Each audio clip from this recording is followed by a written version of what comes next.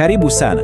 Leo tunaangazia jambo muhimu sana nchini Burundi, suluhisho lenye nguvu kwa tatizo la ukosefu wa ajira kwa vijana. Na jibu lenyewe ni ujasiriamali. Hebu tuanze na namba hii hapa, ambayo inatupa picha halisi. Utafiti uliofanyika mwaka 2017 ulibaini kuwa asilimia 65 ya vijana katika majimbo 5 ya Burundi walikuwa hawana kazi. Hiyo ni idadi kubwa sana. Unajua, tatizo ni hili: maelfu ya vijana wanamaliza vyuo vikuu kila mwaka wakiwa na matumaini, lakini ile njia ya zamani, yaani kutegemea kuajiriwa na serikali, imekuwa ngumu sana. Nafasi ni chache na ushindani ni mkubwa mno. Sasa changamoto kama hii inalazimisha jambo moja muhimu sana: kubadili jinsi tunavyofikiri. Inabidi kizazi kizima kibadilishe mtazamo. Hapa ndipo tunapoona tofauti kubwa. Badala ya kukaa na kusubiri kuajiriwa na mtu mwingine, sasa wazo ni kujihusisha. Yaani, wewe mwenyewe unachukua hatua, unatengeneza fursa yako na unajiajiri. Ni mabadiliko kutoka kwenye kusubiri kwenda kwenye kutenda. Na kama jarida ya Burundi Echo linavyosema, tatizo kubwa mara nyingi sio kukosa wazo. La, tatizo ni kujidharau. Unajua, ile sauti inayokuambia siwezi. Kinachohitajika hasa ni ule uamuzi na uvumilivu wa dhati kutimiza ndoto yako, hata kama unaanzia chini kabisa. Sawa? Sasa hapa ndipo linapokuja lile swali la leo. Wengi wanajiuliza, sawa, nina wazo, nina ari, lakini vipi kuhusu pesa?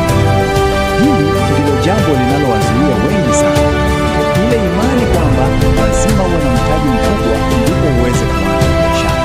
Lakini je, ni kweli? Kumbe sivyo. Kuna mpango unaoendeshwa na UNFPA Burundi ambao unabadilisha kabisa game.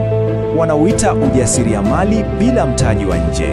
Wazo ni rahisi: tumia kile ulicho nacho, ubunifu wako, ujuzi wako na hata watu unaowafahamu kuanzisha kitu. Hebu tuangalie mfano halisi ili tuelewe vizuri zaidi. Tuchukulie biashara ya kutuma na kupokea pesa kwa simu. Unaweza kuanza na meza na mauni kwa mtaji wa chini ya faranga 40. Kidogo kidogo faida unayoipata unatunza, na baada ya muda unafungua kioski. Baadaye unaweza kufungua duka kubwa zaidi. Unaona, unaanza kidogo na unakuwa taratibu. Na unajua nini?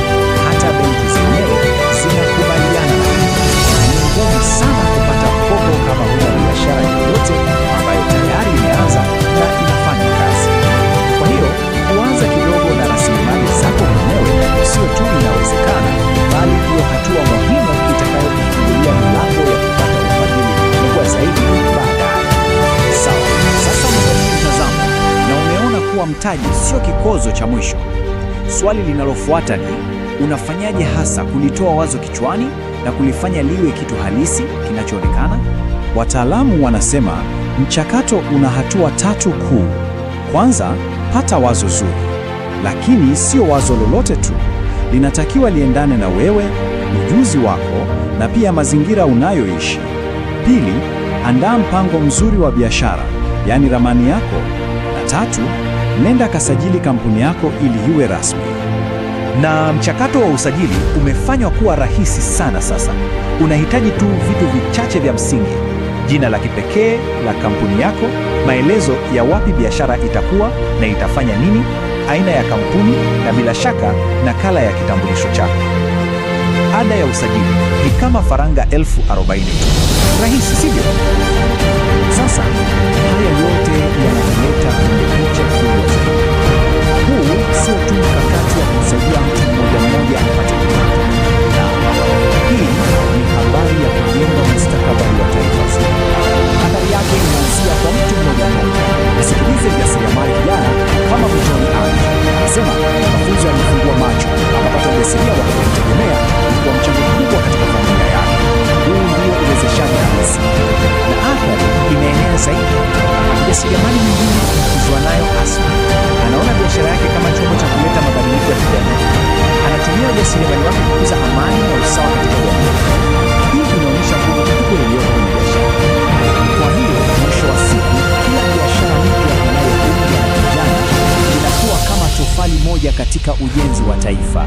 Hawa vijana ndio injini inayosukuma ile ndoto kubwa ya Burundi, kuwa nchi inayoibuka ifikapo 2040 na iliyoendelea ifikapo 2060. Wimbi hili la uvumbuzi linaonyesha wazi kwamba ukiwa na mtazamo sahihi, hakuna linaloshindikana. Kuna haja ya kuwa na mtaji wa mamilioni ili kuanza. Kwa hiyo, tunapomaliza, swali linabaki kwako. Wewe una wazo gani? Utaanzisha nini?